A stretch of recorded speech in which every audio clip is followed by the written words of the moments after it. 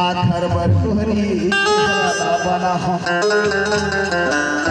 चल देबे मोला रोवासी रोवासी ना धीरे मोर पटवारी मोहन रोवासी लागी गा के भाई हमन आपत उल्टा बोले तो हम रोवासी रोवासी का बोली बे फिर मैं सोचता हम अपना पूरा वाले मनाए हैं मोर साथ में उन्होंने मन तोला देख के रोवासी रोवासी ना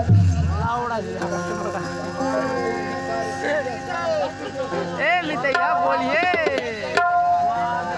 अब का घर बर गोरी चेहरा ला सजा एक